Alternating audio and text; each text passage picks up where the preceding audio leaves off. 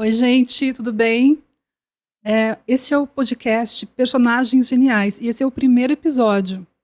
Meu nome é Beatriz Becker e eu vou começar falando sobre por que eu inventei esse podcast. Eu queria falar sobre personagens e pensar na nossa humanidade a partir dessas reflexões com os personagens. Essa interação que a gente tem quando a gente pega um livro, a gente lê e a gente vai ganhando empatia. Então, e para conversar sobre o livro de hoje, que é Um Lugar Bem Longe Daqui, e a personagem Kaya Clark, eu convidei a artista plástica, arte educadora e arte terapeuta Ariane Raj. Oi, gente. Tudo bem? Bem-vinda, Ariane, para o meu podcast, meu Obrigada. primeiro episódio. Obrigada. Muito bom estar aqui. Muito bom ter você aqui. Que bom. Porque eu falei da arte, né? A gente vai ver que nessa história aqui, a arte também é um personagem. Embora a gente vai falar da Kaya, a gente vai falar muito da arte também. Então, assim, eu quero começar falando um pouco da história. A história de Um Lugar Bem Longe Daqui é uma história muito triste, dramática, uma história de abandono. Então, é uma criança que vai perdendo a sua família, que já é uma família desestruturada, uma família disfuncional, muito empobrecida, e que aos poucos ela vai se desfazendo, né, em razão da violência do pai, que é o marido violento. Um dia a mãe acaba indo embora, os irmãos vão embora, e aos 10 anos de idade, essa criança, essa menina, que é a Kaya, ela acaba ficando sozinha, num lugar que daria medo em qualquer adulto. É um lugar no meio da natureza, um lugar que, para nós brasileiros, seria próximo ao que a gente chama de mangue, mas que nos Estados Unidos é chamado de brejo. E ela faz uma diferenciação no livro que é assim, uma coisa é o brejo, outra coisa é o pântano. Não é um pântano. O pântano seria um lugar feio, um pouco podre, né? Assim, alguma coisa bem feia. E o brejo não, o brejo é um lugar cheio de vida. Essa é uma parte muito bonita do livro, que traz a vida, a beleza, o sol, as aves, tudo que compõe o cenário onde está essa personagem. Só que, assim, é muito difícil imaginar uma criança aos 10 anos de idade, sozinha, vivendo e se mantendo a partir do brejo. É uma coisa que pode levar muita gente a pensar, mas isso é impossível, né? Como é que a autora torna possível isso? Ela tem 3 pontos de apoio, essa criança. Eu já vou falar dos personagens de apoio para ela. Mas ela acaba mostrando na história como que acaba se tornando viável aquela vida tão improvável, né, de uma criança ali no meio. Aí, assim, quem que dá um apoio para ela é uma outra pessoa excluída, né, que é o Pulinho, que é o dono do posto de combustível. Ele percebe a situação precária e o abandono daquela criança, mas ele não pode interferir. Eu quero te perguntar o seguinte: você não ficou morrendo de vontade de que o Pulinho e a Mabel adotassem a Kaya? Eu fiquei esperando durante muito tempo, ali no transcorrer da história, que isso acontecesse naturalmente, porque como eles também eram excluídos, eles compreendiam a situação dela, e ainda mais sendo uma criança, né? Eu também fiquei com essa expectativa. É porque é muito doloroso você ver aquela criança tão vulnerável, sem ninguém, sem nenhum adulto para cuidar dela. E aí existe esse homem, que é o Pulinho, que é um homem negro, dono de um posto de combustível de barco, onde ela mora ali, porque eles andam de barco, né? São várias ruazinhas de rio. E a esposa Mabel. E o que acontece, na verdade, me parece, é que seria impossível para eles adotarem a Kaya, por causa da segregação racial que havia na época. Então, eles eram um grupo excluído, tanto que eles moravam em Colored Town, Cidade dos Negros. É uma segregação ostensiva, inclusive é uma segregação imposta. Ela é obrigatória, as pessoas não podem se misturar. Então, eu acho, né, pressuponho que seja essa a razão, porque eu acho que eles queriam também adotar. E, de uma certa forma, eles adotaram, eles encamparam os cuidados com ela de uma forma assim, um pouco distante, mas eram eles que proviam a roupa, era ele que comprava as ostras que ela colhia, foi ele que conseguiu suprir o meio de vida para ela. Era a única pessoa adulta que estendeu a mão para ela, as únicas, né, o casal. Então, mas eu pensei isso, que para a situação daquela época, seria impossível um casal negro adotar uma criança branca, embora eles gostassem muito dela, né? E eles respeitavam também uma certa distância que ela mesma impunha. Então, assim, a Kaia, ela foi ensinada pelo irmão mais velho, pelo irmão próximo a ela, o Jody, que ela não podia ser pega nem por um agente do Estado, nem por outras pessoas. E seria a coisa mais terrível para ela ser levada dali por alguém. O Jody tinha essa noção de que se ela fosse levada para o serviço social, talvez a vida dela fosse ficar ainda pior. Então ela aguenta as pontas no brejo.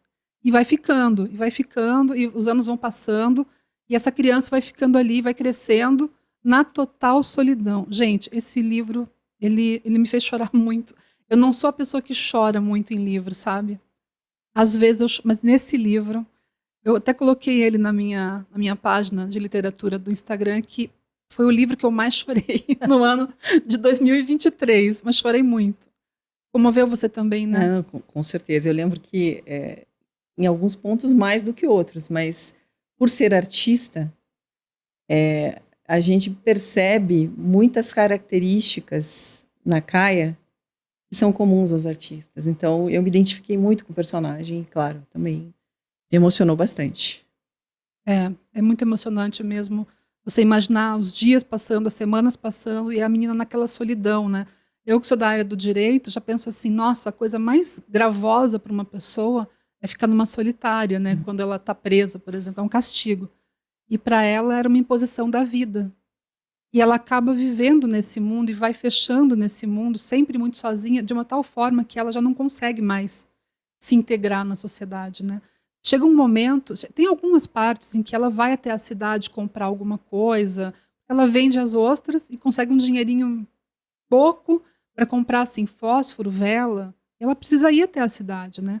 E a cidade é extremamente excludente em relação a ela. Isso dói muito no livro, porque ela não tem a mínima culpa do que aconteceu com ela. Ela é uma criança abandonada. Ela é uma criança vulnerável.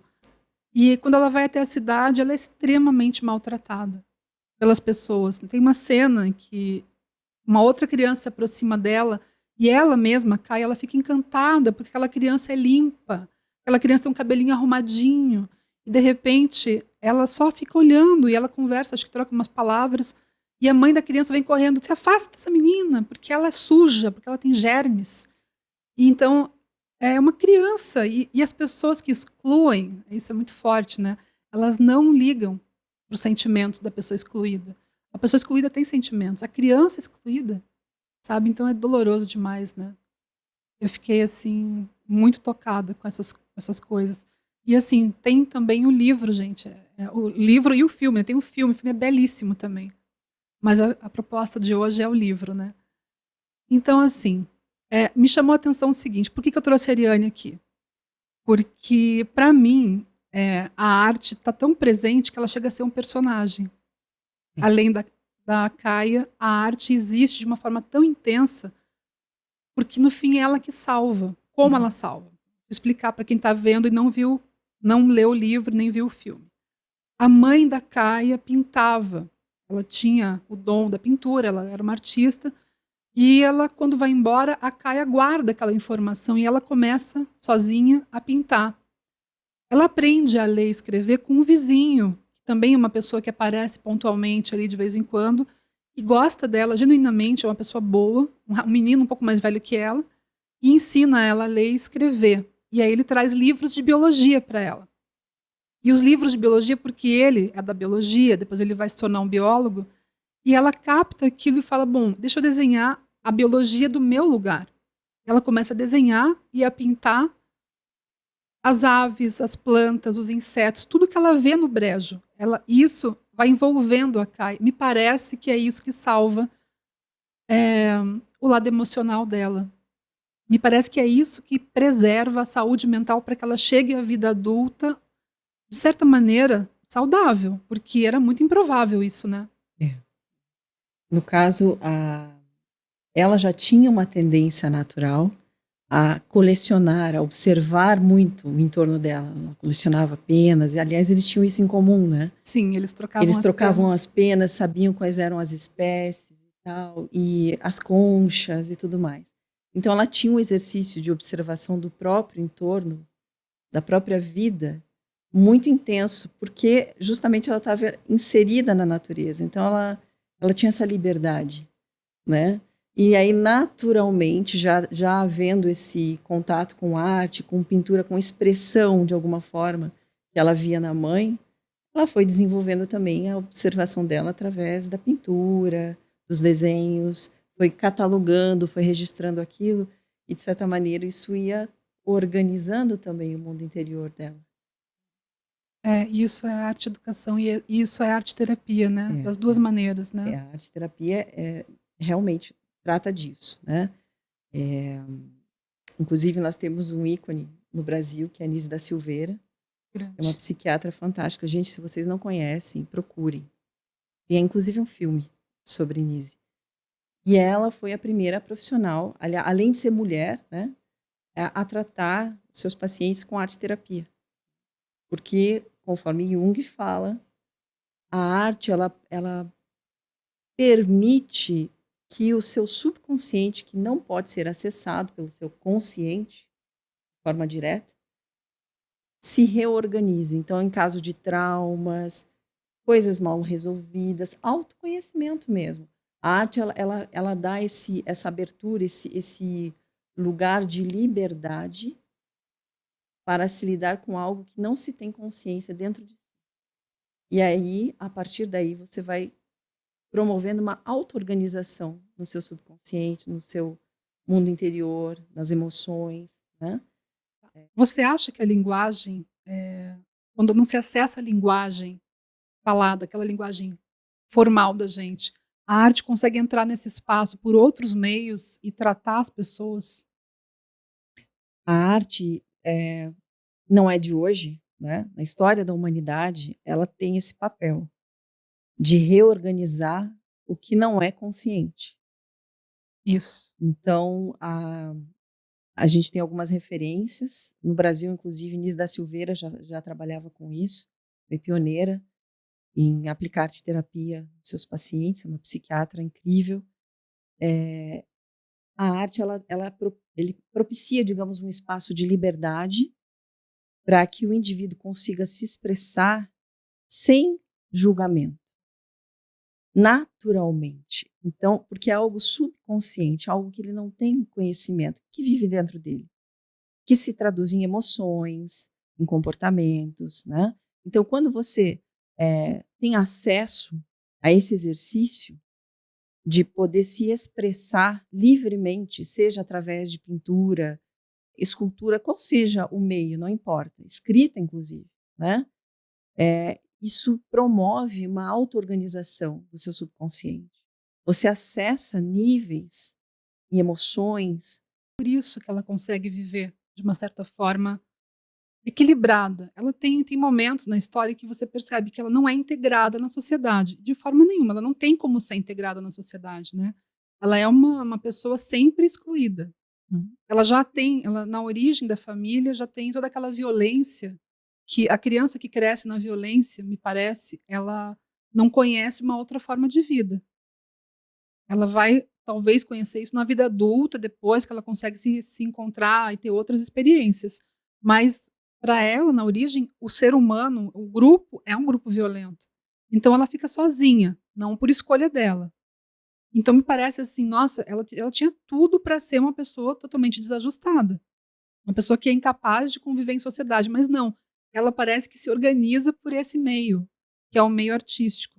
Né? É o desenho, é a pintura. Por isso que, para mim, me chama muita atenção. Não sei se para todo mundo que lê o livro, essa questão da arte vai chamar a atenção dessa maneira. Mas aqui, para mim, a arte entra em níveis diferentes. Ela entra para salvar a saúde mental da personagem, ela entra para salvar, para prover, né, o dinheiro, porque uma hora isso vai virar um livro, 2 livros, e sem ela perceber, ela nem sabe que isso vai acontecer, ela nem sabe o valor econômico da arte que ela produz, isso ela vai descobrir mais tarde. Mas acho que nesses 2 lugares a arte entra com tudo. Então, por isso que a arte é muito importante nesse livro, né? Você achou também? Sim, nesse caso, eu acho que são 2 elementos. Um complementa o outro. A natureza A natureza. e a arte, né? Porque, no caso dela, ela está ela vive imersa na natureza pura, pura, né? Ela sozinha. Então, ela tem uma intimidade muito grande. E nós, hoje em dia, vivemos de uma outra forma, totalmente separados. A natureza, para nós, é algo isolado. Algo que nós vamos de vez em quando, nas férias, para recarregar as energias. E, na realidade, o correto é, nós somos parte da natureza. E essa relação que ela tem com a natureza é tão genuína, assim como a relação que ela tem com a arte. Então, é natural para ela acabar retratando, primeiro, porque ela já teve contato no primeiro momento, né? Mas o retratar o entorno dela, os animais, enfim, a fauna, a flora, tudo que ela vê, acaba se tornando um processo natural, justamente para ela estar inserida nesse contexto de liberdade. Porque ali, apesar dela estar excluída e sozinha, ela é livre. Isso chamou muito a sua atenção, né? Muito. A liberdade dela, ela escolhe, porque ela também foge do serviço social várias vezes, né? Bom, não é que ela escolhe, né? Ela, na verdade, ela foi a pessoa que disse isso para ela, fuja, fuja, foi o irmão, e o irmão era a referência dela. Ela não tinha como desconfiar aos 7 anos de idade, que foi quando o irmão foi embora, de que poderia ter uma outra forma, né? Se o irmão falou, estava falado. Então ela foi por esse caminho, mas ela sim, ela conquistou a liberdade dentro da lógica possível, por meio desse contato com a natureza. Tem uma cena linda que ela põe a mão na terra, quando ela se sente completamente sozinha, ela põe a mão na terra e fala: Brejo é a minha mãe. Essa cena é muito impactante, né? Essa é uma das cenas que me fez chorar, que eu falo, nossa, uma criança, tudo que ela quer é ser abraçada, ser cuidada, tudo que ela precisa, né, para poder crescer. E ela não tem isso. Ela não tem essa mãe, essa. Depois, mais tarde na história, quem for ler o livro vai saber o que aconteceu com a mãe, né? Vai ter uma explicação mais para frente, mas naquele momento ela mesma não tem uma explicação, ela não tem ninguém rigorosamente que fique com ela ali, né? Ela só tem a Mabel e o Pulinho nessa relação que eu falei, que é uma relação distanciada por causa do contexto, e o Tate, que é o vizinho, que era amigo do irmão, que gosta dela, que cuida dela, assim, ainda é uma distância, mas até com ele durante muito tempo, ela é, assim, arisca. Ela recebe a pena do ave, eles vão trocando e tal. Até na relação que se estabelece com um ser humano, tem que ser por meio da natureza também para ela, né? Para ela é tudo a natureza. Justamente porque é a referência dela e é o que traz estabilidade para ela. Eu acho que, ao meu ver, né, a personagem tem a fibra dela justamente vem daí, dela ter essa clareza em relação a quem ela é, onde ela vive. A natureza acaba ajudando ela a colocar certos limites, eu acho que até de proteção. Ela se sente segura, essa é a questão. Ela se sente segura através desse contato com a natureza. É parte dela. Ela observa muito, a gente vê isso na história, que ela observa como os animais se comportam e esse comportamento, ele vira referência para ela. Tem uma cena em que ela vai atrás do Pulinho na casa dele, não sei por que ela vai, esse único dia, ela resolve ir e ela vai, no meio da estrada ela vê o Pulinho à distância, indo um pouco à frente, ela vê que atrás vem 2 meninos brancos, jovens, e que eles jogam uma pedra no Pulinho, jogam outra pedra e ele recebe as pedradas. E ela ela tá numa tocaia, ela tá assim, e ela age por instinto, ela age conforme os animais agem. Ela ataca os meninos para proteger o Pulinho nem vê quem foi que salvou ele, porque de fato foi ela, mas ela acaba não se mostrando, ela é muito arisca, né? Mas ela acerta os dois, eles caem, não sabem quem que atacou, e daí eles começam a fugir. Ela não se revela, não vai em cima porque ela é uma só, ela sabe.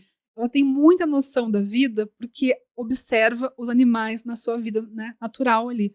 Então ela sabe, bom, se eu for até ali me meter com 2, eu vou levar pior. Ela sabe o que é a natureza. Então todo o aprendizado dela nas relações, que são super poucas, mas é um aprendizado com a natureza.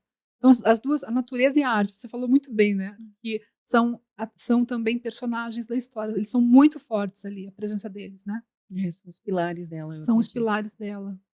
E quando Como é que foi teu sentimento a hora que você viu que ela fez sucesso com os livros, com o livro, né, o primeiro livro, sem ela ter noção de que aquilo ia acontecer? Sonho de qualquer artista, né?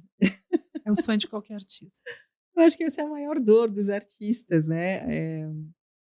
Seja um artista autodidata ou que vai para academia, né? Faz faculdade, enfim. A sensação de obter êxito e reconhecimento de algo que para nós tem muito valor, mas que aos olhos do mundo, aparentemente, não tem, né? Então, quando ela consegue o reconhecimento do trabalho dela, que consegue editar os livros, né? A editora adora o trabalho dela, dá uma sensação até de a gente se satisfaz por ela. É. É aquela coisa de se realizar, Nossa, né? a gente fica naquela felicidade, aquele coração quentinho, né? Porque acho que essa é a maior dor dos artistas, é conseguir sobreviver ou viver, melhor dizendo, viver bem, né? Da arte como seu trabalho mesmo, porque a arte é um trabalho também, né? Embora a sociedade não reconheça isso de forma generalizada, gente. A sociedade não reconhece como um trabalho, né? Não tem até Artista é sinônimo de hobby. Assim, no conceito geral, né? Então, trabalhar ou ganhar o sustento a partir da arte é uma das grandes dores do artista. é um desafio muito grande, né? Muito grande, ainda mais nesse país. Eu vejo assim que teve até um movimento recente aí, eu não preciso de artista. Aí a gente lê um livro Aham. como esse, lógico, é uma história ficcional, né? Mas a gente pode encontrar 1000 outras histórias que também trazem a questão e pode ser ficcional ou não. Mas a arte está presente em tudo na nossa vida, na nossa trilha sonora da nossa vida, na nossa música, na nossa expressão. Tudo é arte. A questão é que não é arte comercial, né? Que é o caso dela, da Kaia. Não é uma arte comercial. Ela faz aquilo, sei lá, como resgate dela mesma, e de repente a sociedade encontra valor naquilo, né? Mas ela é uma coisa inesperada para ela. Ela vivia de colher marisco. E de uma hora para outra, claro, depois de muitos anos produzindo aqueles materiais, ela acaba descobrindo que tem um valor comercial, que ela pode viver de uma outra coisa. Ela pode viver dos frutos, dos royalties do livro dela, né? Das ilustrações que ela fazia, porque ela chegou a catalogar espécies que não eram nem conhecidas. Ela registrou ali nas pinturas e tudo animais que não eram conhecidos, não eram catalogados. Então ela virou uma referência, né? Enfim, eu sou apaixonada por esse livro com força. Nossa, eu vi num site aí de comentários sobre livro que era um romancinho água com açúcar. Eu fiquei chocada, fiquei em choque. Eu fiquei com Gente, muita raiva. Eu falei assim: não, como? Quem que falou isso? Não leu o livro. não, Não pode ter lido esse mesmo livro que eu li, porque é essa, um drama tão pesado, essa pessoa está precisando de arte terapia, viu? Porque ela não conhece nem ela mesma, né? né? Você vê a distância das próprias emoções. Porque assim, gente, a gente reflete, a gente vê no outro o que tem na gente. Assim, a grosso modo, né?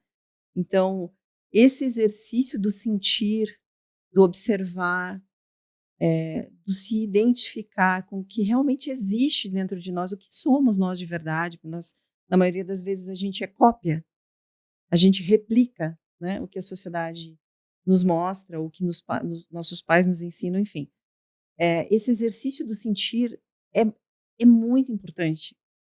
Como humanidade, como seres humanos que somos, é isso que faz a grande diferença, sabe? Olhar para o sentir, para as emoções, isso faz parte do nosso dia a dia. Ouvir uma música que você gosta, pense nisso, né? A música, aquela música que faz você se emocionar, né? A nossa sociedade é extremamente materialista e desvia o nosso olhar para a sobrevivência exclusivamente, né? E isso nos distancia de quem nós realmente somos. Nós não nos conhecemos muitas vezes, né? Então, observar o próprio sentir é algo que nós precisamos exercitar e a arte propicia isso. É muito mais do que simplesmente olhar para objetos produzidos por alguém que são chamados de arte, né?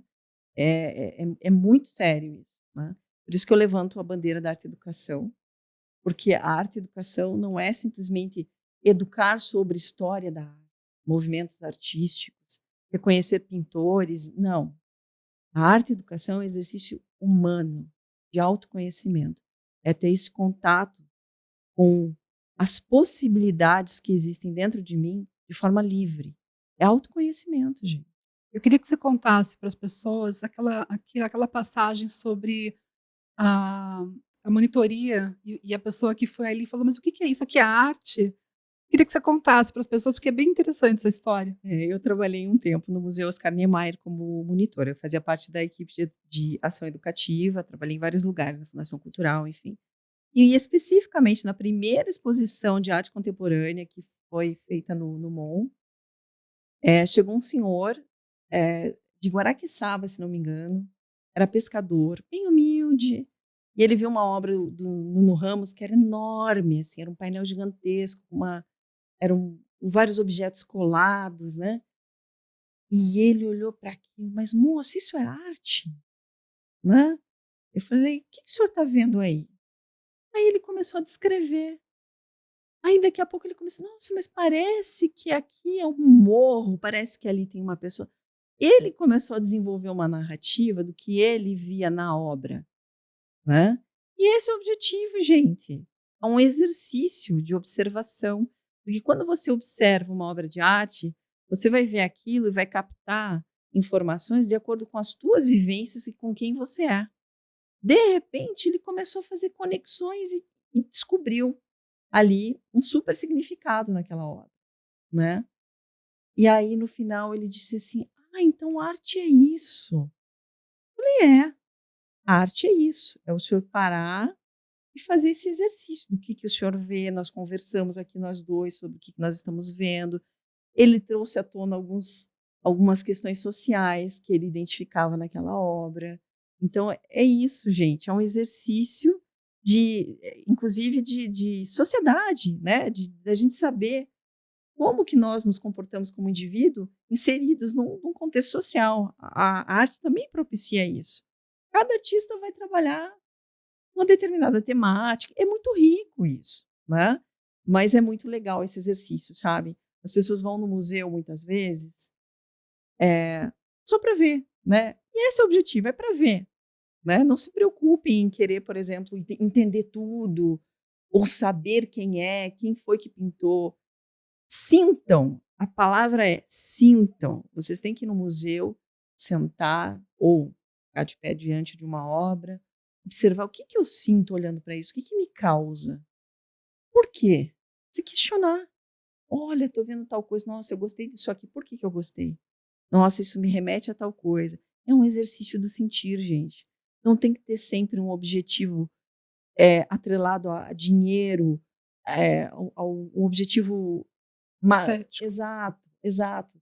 É um exercício, é o viver, gente, é o viver, é o se observar. Parece assim, algo muito papo de bicho grilo. No abstrato. Não, mas veja como fez falta a arte naquela sociedade, naquela pequena comunidade tão excludente.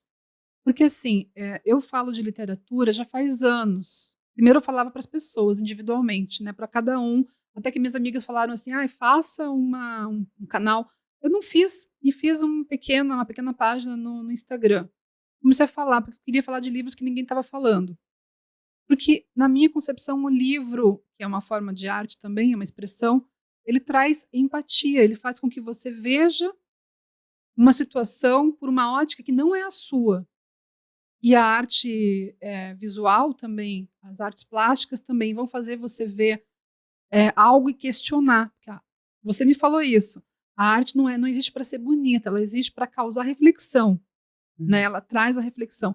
E a falta dela, ela torna as pessoas muito iguais, ou querendo ser muito iguais, sem questionamento e sem expansão da consciência. E sem respeito às individualidades também. E as diferenças, exatamente. Aí todo mundo tem que ser chapado num padrão, e aí quem não é, que é aquela menina excluída, menininha suja, ninguém se pergunta por que ela está assim. Porque, não, ela só é uma pessoa inconveniente, uma pessoa descartada. Então, para mim, até isso fez falta, porque é uma pequena cidade da Carolina do Norte, as pessoas muito fechadas na sua visão de mundo, que é todo mundo meio parecido, e aquela que é diferente, seja ela culpada disso ou não, ela não faz parte, ela não é bem-vinda. Uhum. Não pode entrar na minha loja, não pode falar com a minha filha, ela não pode estar aqui. Né? Então fez falta. Eu acho que essa forma mais livre fez falta. A arte fez falta para essas pessoas. A arte faz falta para as pessoas e torna as pessoas muito plastificadas, me parece. Sim. É o que eu falo. A gente precisa olhar primeiro para dentro de si e se questionar quais são realmente os meus valores, né? O que realmente importa? O que me faz feliz de verdade, né? Quando você cita, por exemplo, a sociedade ali em torno da Caia, né? Que é excludente, condena.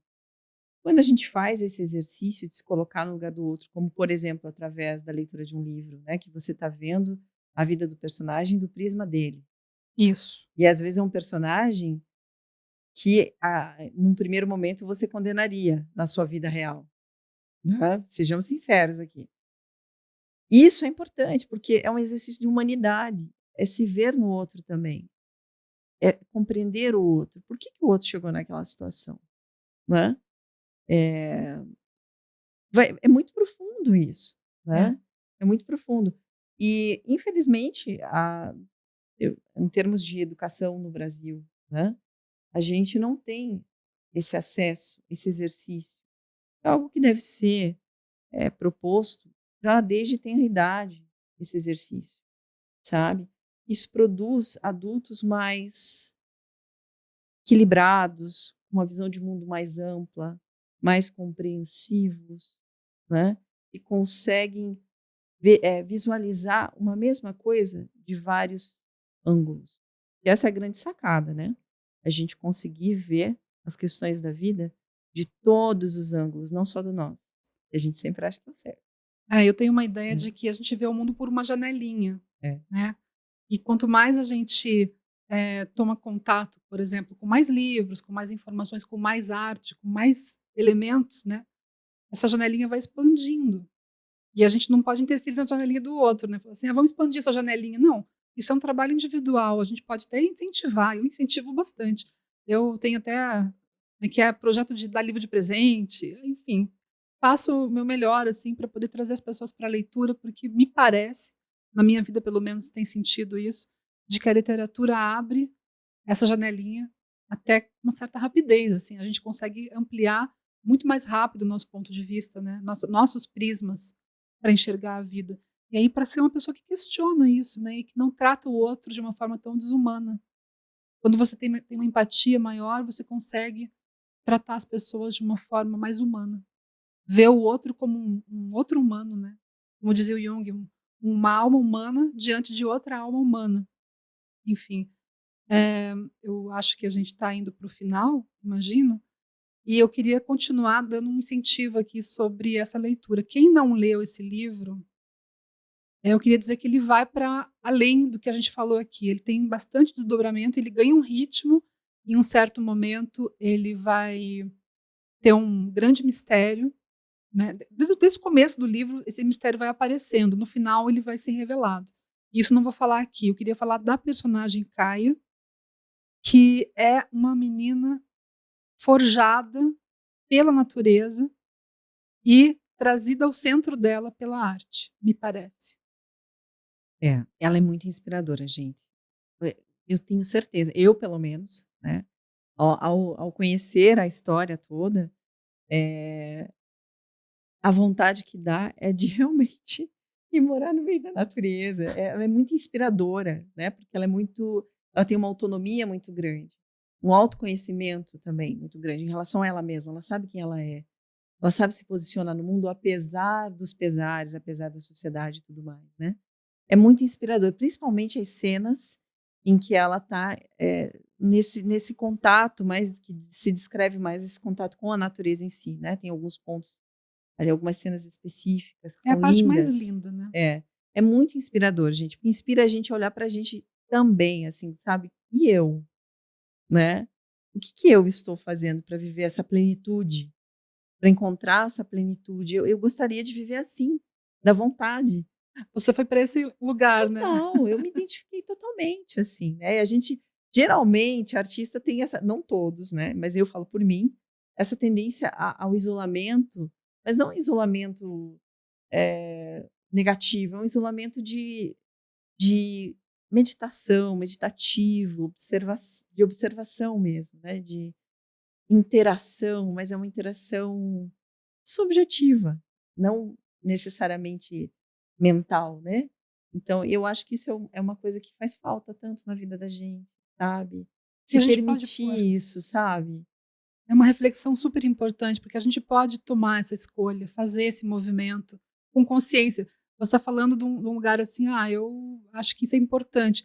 Isso é importante, por que a gente não faz tanto quanto deveria, né? A gente pode pensar sobre isso e falar, vamos fazer então, vamos um pouquinho mais para a natureza, vamos fazer uma programação que inclua, né, um passeio, sei lá, na praia, delícia quando dá, né, quando é possível.